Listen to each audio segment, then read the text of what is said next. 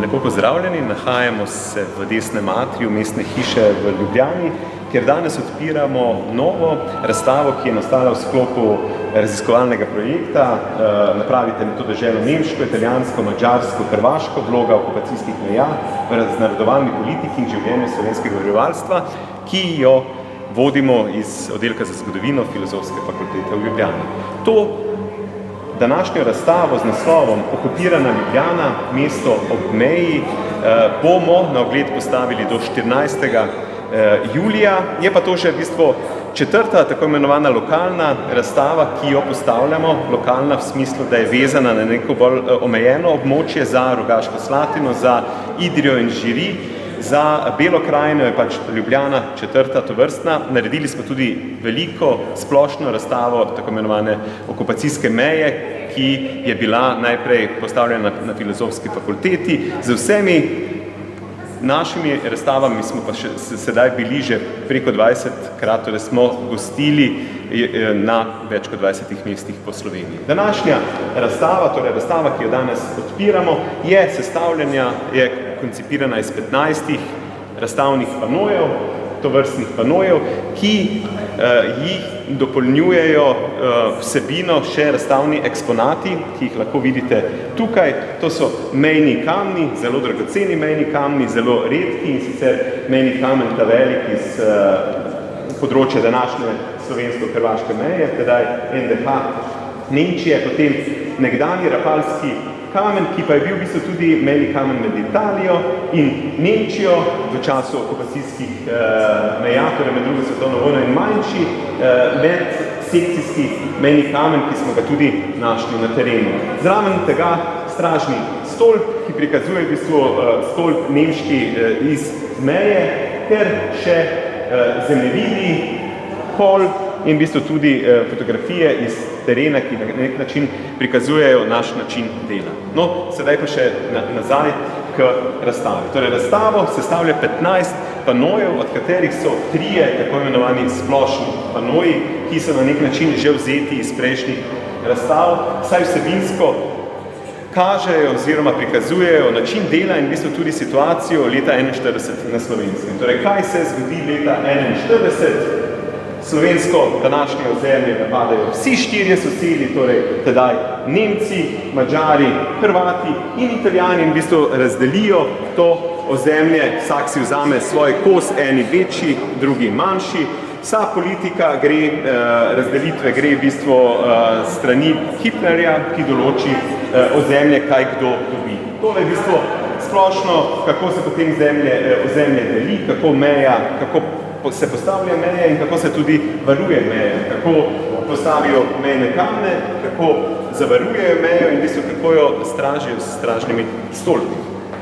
Za temi 3 splošnimi panoji sledi v bistvu opis Ljubljane leta 1941 in v bistvu 1942. Torej, kaj se z Ljubljano zgodi, kako jo Italijani zasedajo in kako se Ljubljana temu upre. Potem prikazujemo upravno razdelitev, kako Italijani razdelijo ozemlje, kdo vlada in tako naprej. Torej, na nek način besedilo, ki je splošno že dokaj znano, potem pa v bistvu s temi panoji, ki sledijo tem bolj splošnim panojem, gremo že v lokalno zgodbo, torej zgodbo, ki tudi domačinom, tudi Ljubljančanom ni več oziroma sploh ni znana. In sicer zgodba, da je bila Ljubljana ne samo ožičeno mesto, to poznamo, ampak da je bila obmejno mesto. Kje so bili mejni prehodi, kako je potekal prehod preko meje in tako naprej, na podlagi avtentičnih, originalnih fotografij mejnih prehodov in v bistvu s pomočjo pričevalcev prikazujemo zgodbo, torej prehajanja preko meje. Tudi v bistvu zgodbo z originalnimi dokumenti, ki kažejo, kako so Nemci v bistvu mejo ščitili, očistili, v bistvu preprosto z mejnim pasom, kjer so porušili vse, kar je bilo od gozda do tudi v bistvu stavb in postavili žico. Ampak ta žica ni ista žici, ki jo poznamo z strani okupirane Ljubljane, ampak je v bistvu to mejna žica strani meje.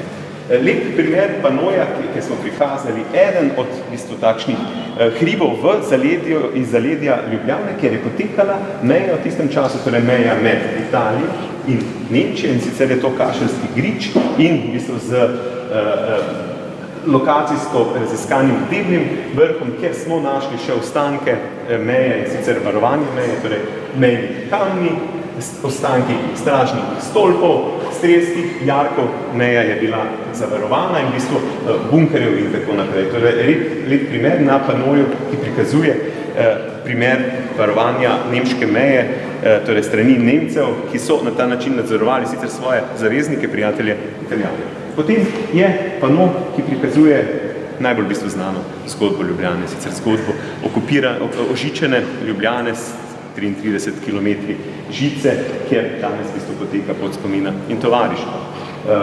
Potem smo se posvetili tudi zgodbi, kaj se zgodi, ko Italijane zamenjajo Nemci. In sicer lep prikaz utrjevanja Ljubljane, ker pač Nemci zavarujejo v bistvu svoje mesto, seveda Nemci pridejo v tem času in na zvidne posnetki s pomočjo geografov prikažemo v bistvu še danes vidne utrjene linije na hribih, v tem primeru Rožnik, s strani Nemcev in v bistvu tudi že prej Italijanov, ki so imeli pozicije. Vidi se, kako so pač mobiliziranci, seveda domačini morali prisilno kopati strelske jarke, obrambne linije in tako naprej.